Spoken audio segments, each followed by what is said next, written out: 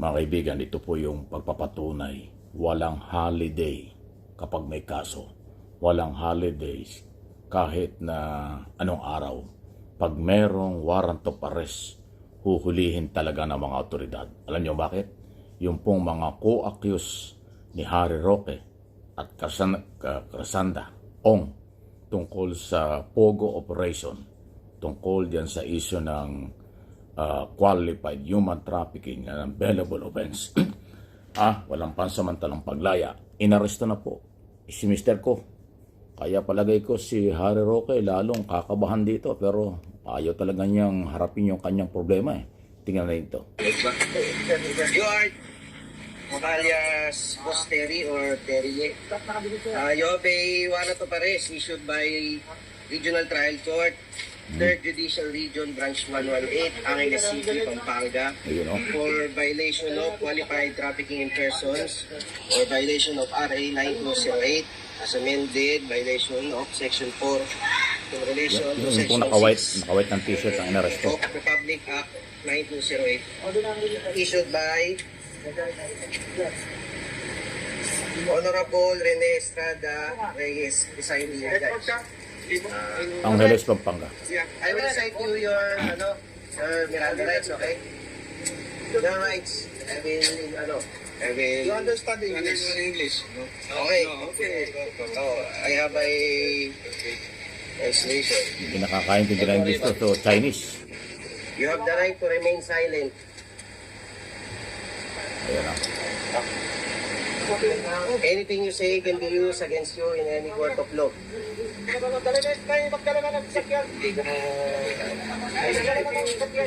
o. Hinuhuli po kasi.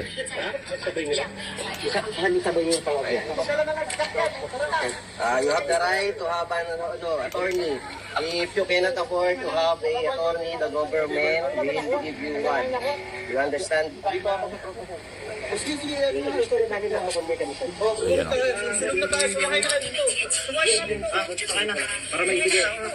Ayan o. Ayan o. Ayan. Pinakita ko lang ho sa inyo yung pagpapatunay na yung si Mr. Ko.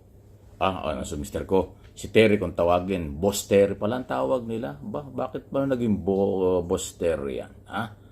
Yan daw ho yung isang, ano ba yan, Filipino-Chinese? O talagang 100% Chinese? Sa Pogo operation, qualified human trafficking. Yan nga po yung issue ng judge ng Angeles City, Pampanga, kasama ni na Harry Roque.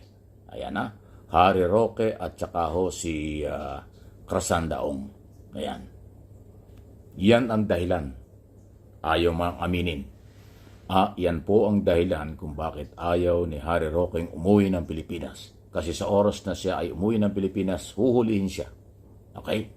Dahil nga ho dyan sa napakabigat ng kaso sa illegal, yung Pogo operation, sugal sa ating bansa. Qualified human trafficking, mabigat na kaso, non-bailable, basta kayo nahuli, kulong ka agad, kahit Pasko, kahit bagong taon, kahit anong okasyon. Yan o. Kaya si Harry Roque patuloy po nagtatago. Pero hindi ho yan magtatagumpay din. Babagsak at babagsak pa rin yan sa kamay ng ating batas. Kahit siya ay nasa Europe, nagtitiis ng malamig doon sa lugar noon, o nagpapasarap doon, nagtatampisaw sa malamig na lugar dahil may mga isno-isno dyan, pero mas mainit pa sa summer ang kanyang problema dito sa Pilipinas. Hindi lang po sa kasong qualified human trafficking, pati mga posibleng kaso dyan ho sa land grabbing, di umano'y pang-aagaw ng lupa sa mga taga-Marabeles na pinapirma di umano sa deed of sale, binayaran ng pinangakuan, babayaran ng 100% pero 30% lang o 50% lang ay binayad. So ang daming problema. At yung Marabeles pala ay gustong tayuan ng Pogo.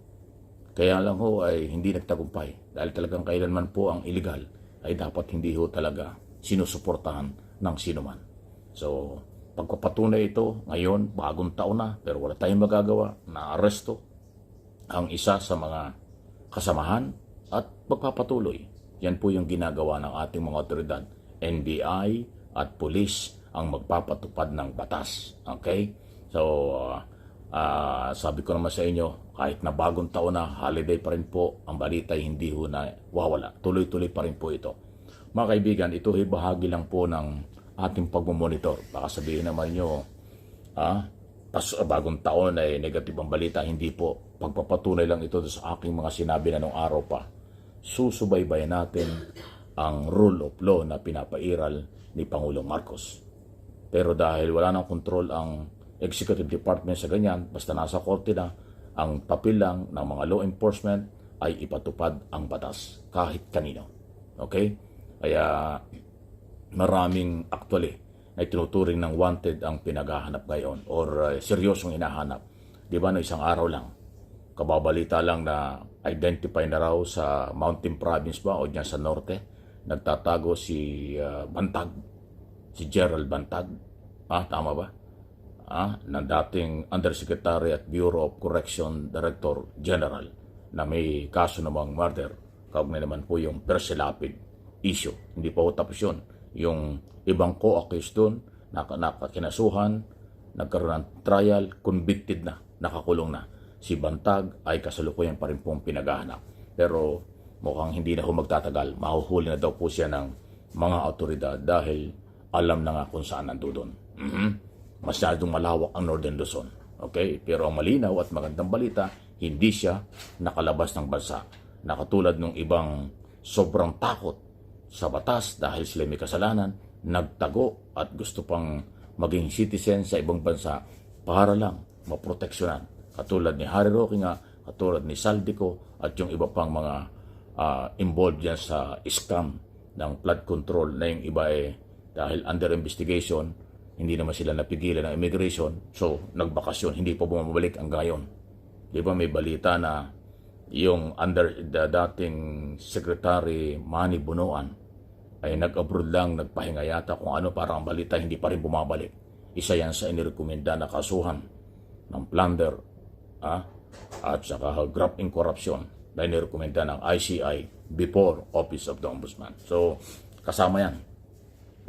Maraming, sabi ko naman sa inyo, lalo na itong pagkatapos ng bagong taon, papasok ang bagong taon, next week magiging normal na ang operasyon ng opisina ng gobyerno. Asahan na natin na marami pang mga galaw ang pamahalaan para ho diyan sa pag-aresto sa lahat ng mayroong problema sa ating batas. Pero huwag kayong mag-alala.